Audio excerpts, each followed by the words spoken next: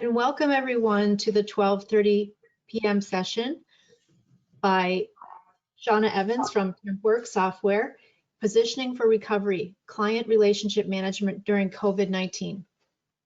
And welcome, Shauna. Hi, thank you so much, Laura. I really appreciate that. So hello, everyone. Today, we are going to talk about how to build up and nurture relationships with your clients during the pandemic. That's a topic I don't think any of us were prepared to talk about 6 months ago, but here we are. But according to data shared by ASA in March, there is evidence showing that in recessions, client satisfaction actually goes up. And this is usually because businesses increase their focus on building client loyalty so that they do not lose clients. I would wager to bet that many of us are always concerned about maintaining good client relationships, but nonetheless, COVID-19 does present a unique circumstance and opportunity to build an even stronger foundation of trust and confidence in our clients. So before we get started, I would just like to introduce myself. I'm Shauna Evans, and I really appreciate just the opportunity to be with everybody here today and talk to you about one of my passions and strengths, managing client relationships. A little bit about me, I started with Aerotech in a recruiting capacity primarily. I did a little bit of sales as well. That is one of my weaknesses.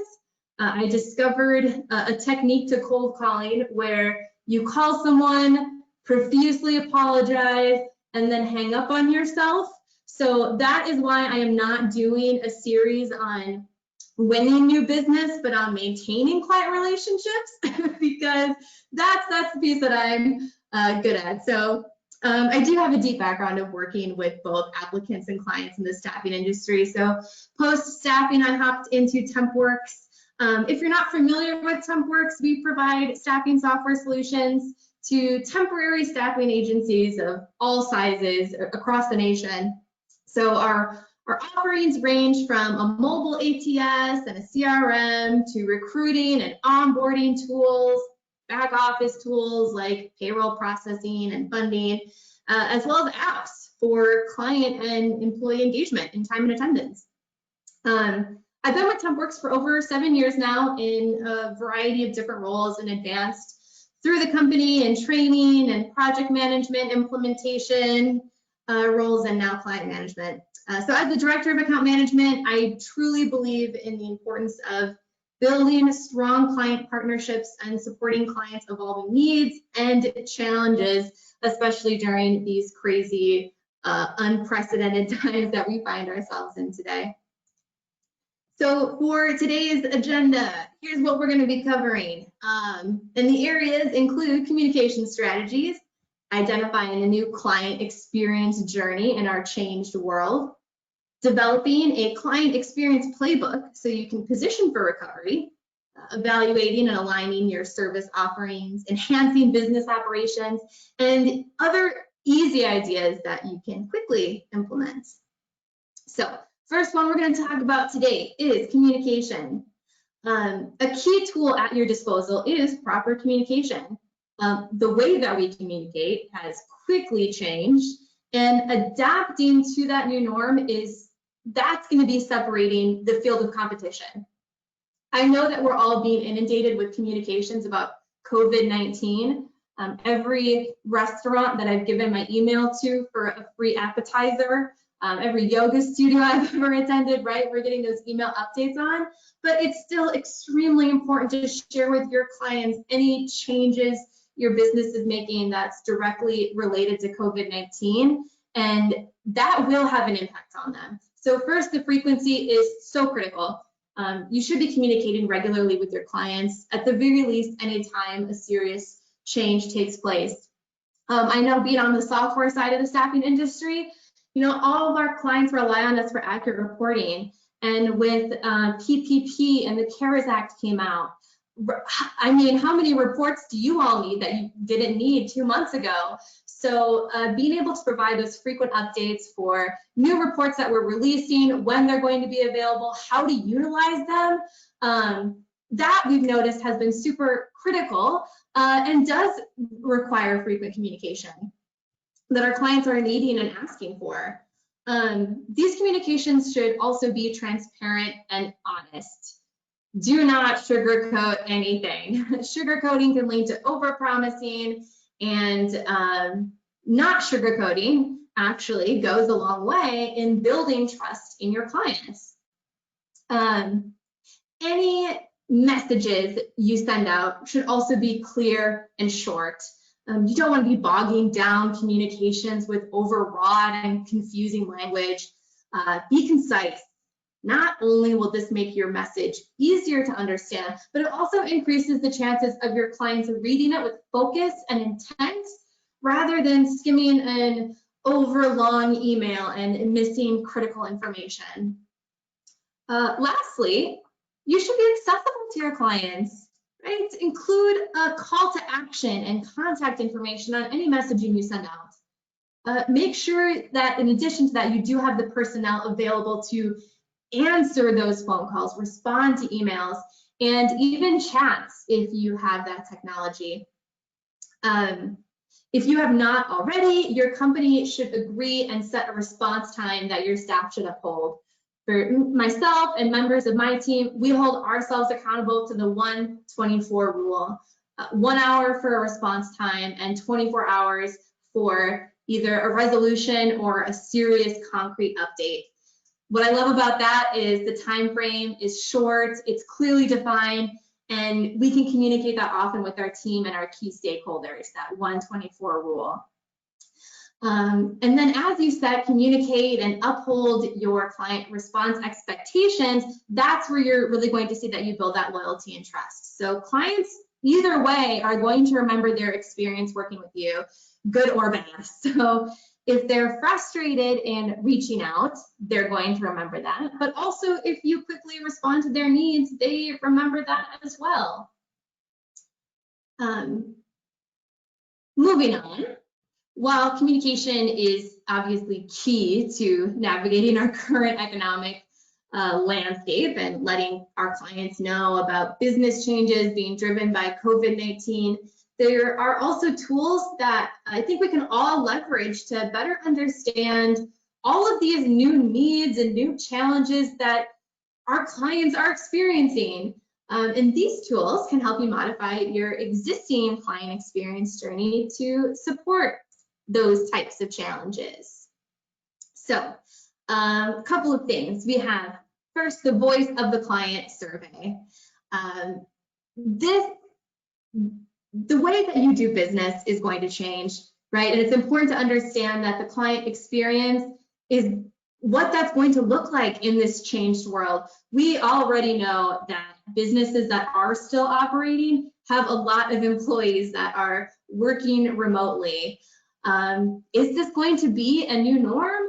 What other areas can you identify that will help you serve your clients better? So that's where that voice of the client survey comes in. By conducting that, you can understand their current experience with you better and how that can be changed for the positive moving forward. So a voice of the client, aka VOC, that's what I'll be referring to it now, is a survey that captures your client's feedback about their current needs, challenges, and expectations.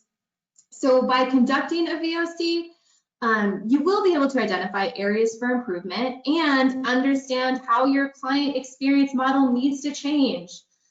For example, according to a survey conducted by PwC, speed, convenience, helpful employees, and friendly service matter the most to over 70% of consumers. So those may still ring true in our current state, but we're not going to know that unless we survey our clients to understand their top needs. So why is it so important? This is where we get into kind of stat number 2 here. Businesses that place the client experience as a priority during recessions will have the upper hand moving into recovery from COVID-19. So this is noted by eConsultancy. Companies that prioritize and effectively manage the client experience journey were 3 times more likely than their peers to have significantly exceeded their top business goals in 2019. So this type of survey, it really has become a key business strategy to expand and grow businesses over the past decade. You know, understanding the improvements your business needs to provide for a better client experience in this changed world, that's your first step. And it's a really crucial one. But it's much like when I get started crocheting a new scarf or a new art project or something. There's all of that initial excitement, all of that data gathering and understanding. That helps drive that first step. However, much like many of my half-completed art projects, it's really easy to stop at that beginning and lose momentum with the project.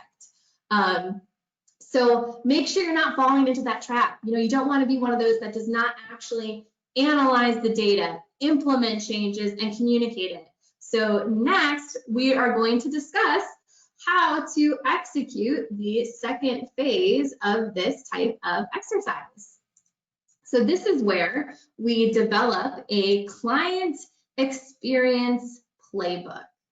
So we are going to be turning that VOC into action.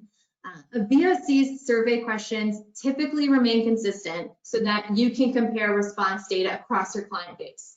But one thing to consider in staffing is that if you have multiple staffing verticals, you probably, right, you're going to want to ensure that the VOC questions align appropriately for each audience. Skilled trades vertical versus maybe an IT, you're probably going to want to shift those questions. All VOCs conducted, regardless, though, are going to require active listening, analyzing, interpreting, and they need to be formed into actionable ROI for your company. So while creating and conducting a VOC are vital during a downturn, it's even more important to turn the feedback into client experience improvements. And a big part of any client experience journey is the desire to be heard. Clients want their voices, they want to voice their needs, challenges, and wins. But the client experience speaks for itself if the feedback continuously falls on deaf ears and isn't implemented or realized in some fashion. So acting on that feedback you receive from the VOC is essential to continue to build upon your clients' trust and loyalty. You also want to make sure you're communicating this strategy to all employees with your playbook, right? After the VOC has been executed and once you've compiled your data and you've analyzed it to create these actionable improvements to your client experience journey, you need to ensure that everybody on your team is driving from the same vision. That's where we insert a client experience playbook. So playbook will outline what a client most values in this new normal that we are in, this new era, and what the driving trends will be for them moving into recovery of COVID-19. By defining and providing examples of how the client experience journey should look moving forward, your employees can ensure that they are consistently implementing the vision and tactics that your company has decided on. Then we get into our third point here: communicate to your clients the feedback you heard and the changes you implemented. So to close the loop, you need to, and honestly, you want to, you get to communicate the client experience changes with your clients. As a Minnesotan, it's really hard to be proud of stuff. Very passive people, very hard to be boastful and brag. But this is one of those times where you really want to communicate those changes. You want to acknowledge the feedback you received from them and show that you listened and you acted on what was shared. You know, by outlining what you've learned, detailing the improvements and changes you make to support them, and communicating frequently about these items, you will directly increase the trust and loyalty you have with each client, which, I mean, going into COVID-19 recovery, that will position you for success. After you've completed your VOC, once you've gathered and analyzed the data, you've implemented and communicated changes about the client experience journey, this is when you can then address additional low-hanging fruit that can be quickly implemented. One of those areas is evaluating your service offerings. Okay, let's talk about evaluating and aligning your service offerings. So, I think it's safe to say we are all being affected by this pandemic, and most, including your clients, are confronting serious challenges to just maintaining their business operations.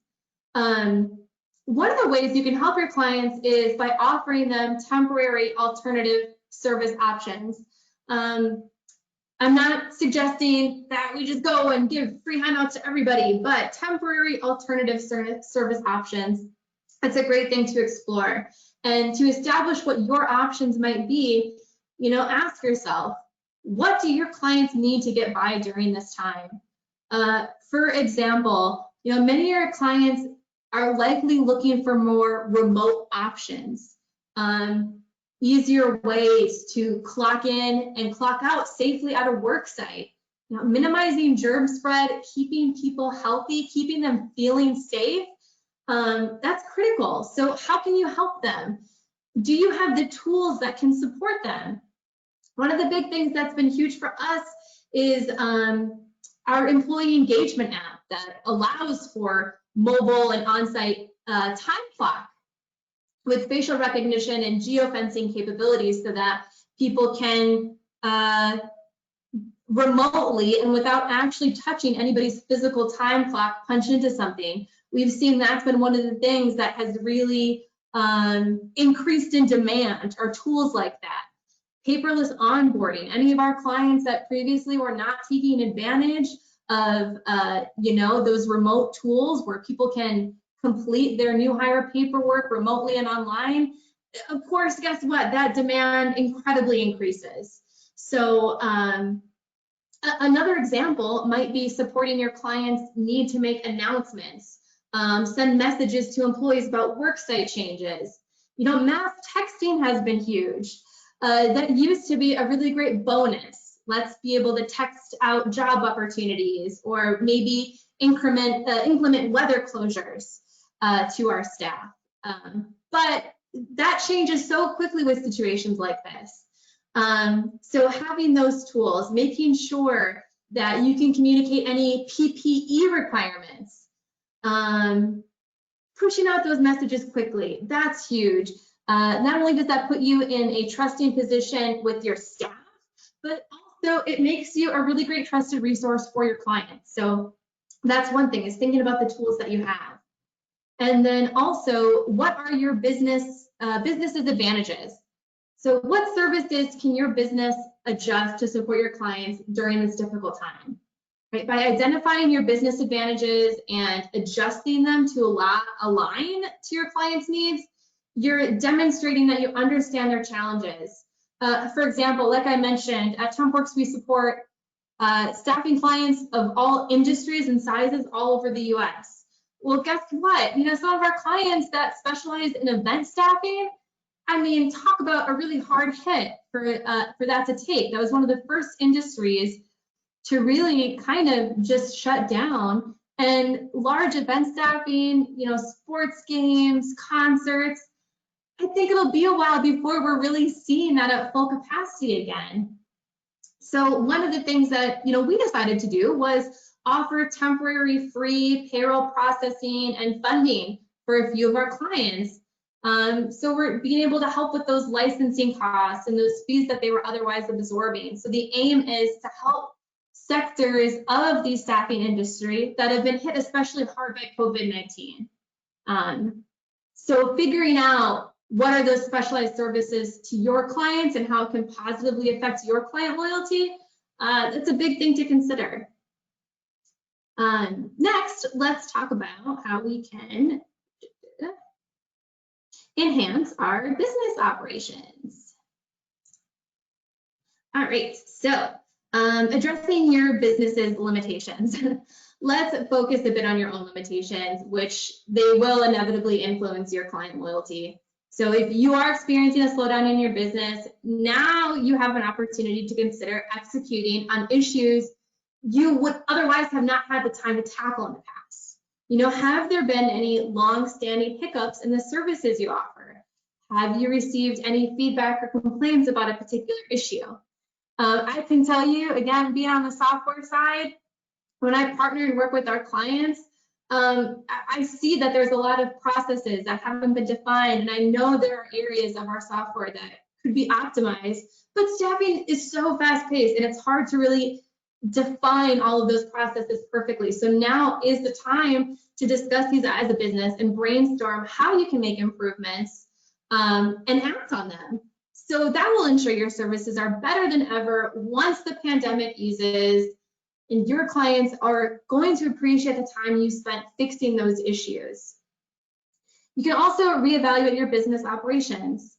In addition to addressing any business limitations, it will also be good to look at your overall business operations.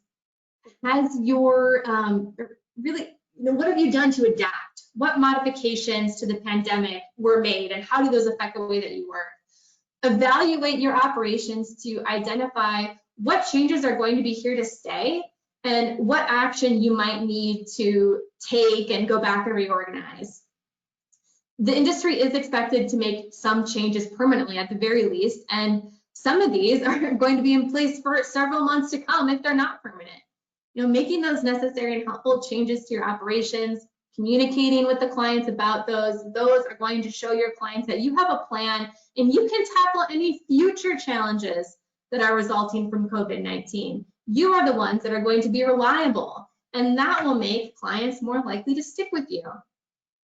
So now I just want to take a moment to review some easy items to implement that you can take with you today to round out your client relationship management plan. Okay, so a couple of things you can do right away. You can create a task force, and that's specifically for managing your client communication. We have discussed how important communication is during this time. Hopefully you're not sick of hearing me say that.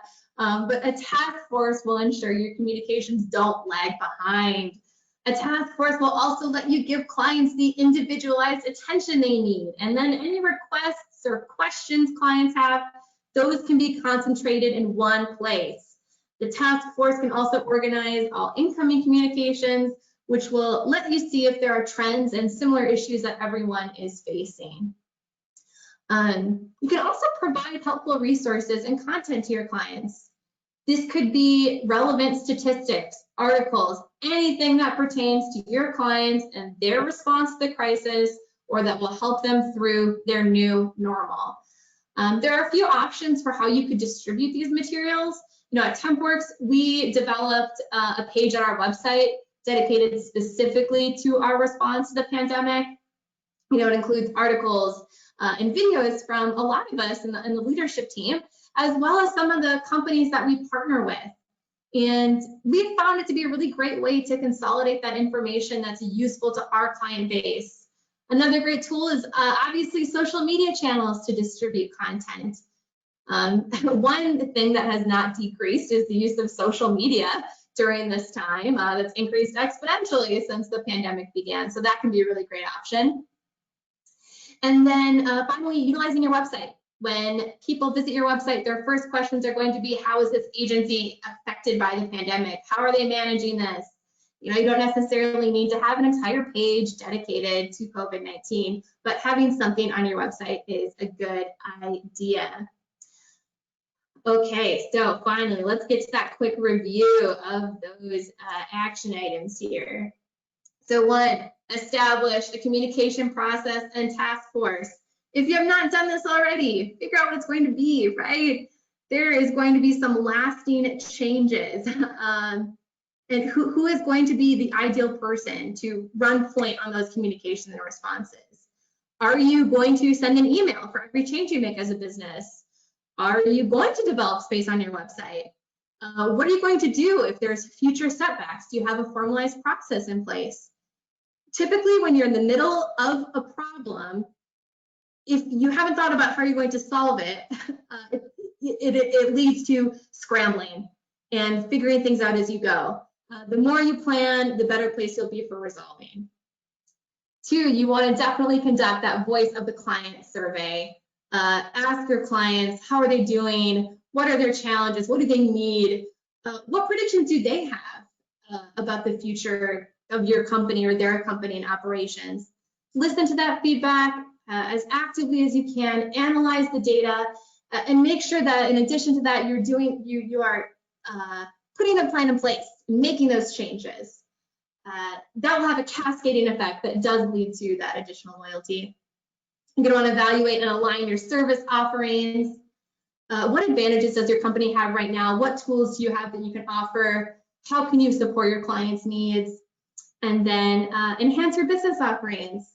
Some of us are less busy with COVID-19, and that can be a time to address those business limitations, those back burner items that you just have not had the time to previously tackle. And that's going to put you in a good position for any new challenges that might come your way. So I guess in summary, now is a great time for us to focus on the things we have spent less energy on before. So by implementing some of these key strategies, I am confident that you will all build on your clients' loyalty and help them navigate through this pandemic into recovery. So that's what I got. Any questions, feel free to send them my way.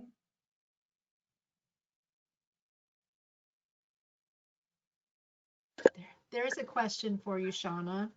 Oh, yay.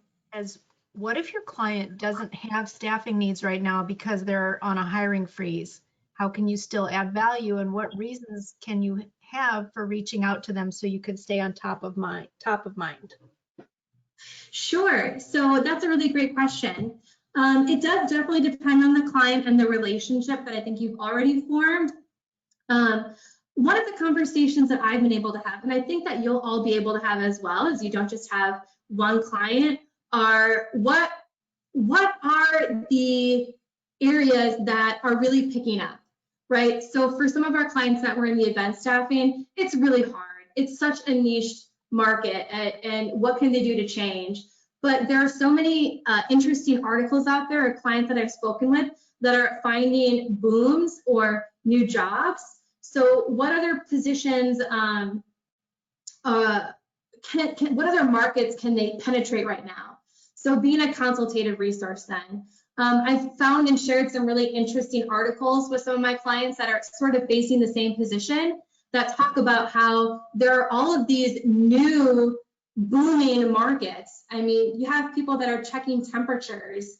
I'm sure, yeah, I've seen articles about companies that were distilling alcohol, making hand sanitizer, fabric companies that are booming and creating masks. So I think even sharing that from a consultative standpoint shows that you're thinking about them and taking them into consideration. Great, thank you. There is actually another question in the queue. Okay. What types of content are clients most interested in right now?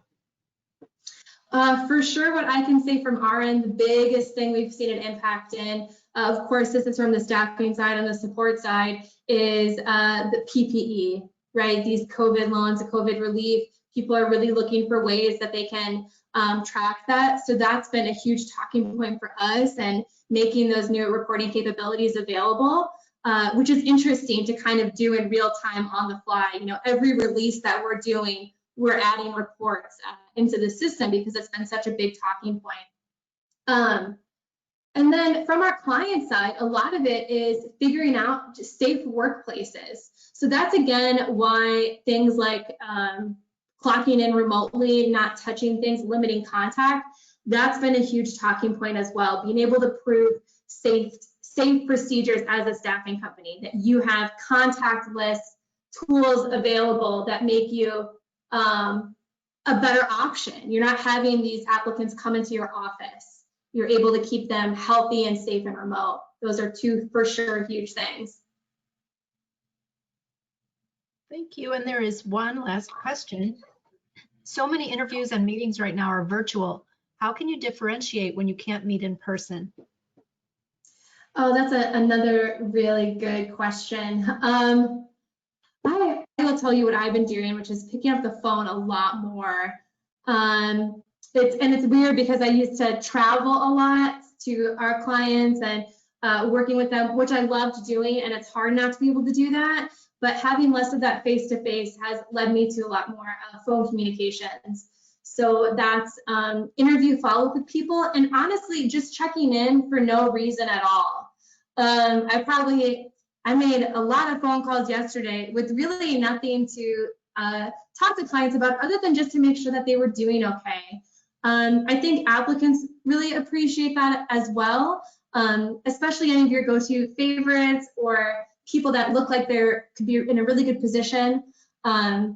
Checking in for the sake of checking in is something that I think all of us need right now. And I have found that the clients have really appreciated that. It's led to some really nice organic conversations, and there's no motive behind it. Everybody needs to be checked in with right now. So it actually makes for a really easy conversation and a super simple way to build trust and a nice relationship. You're not selling them anything. Perfect.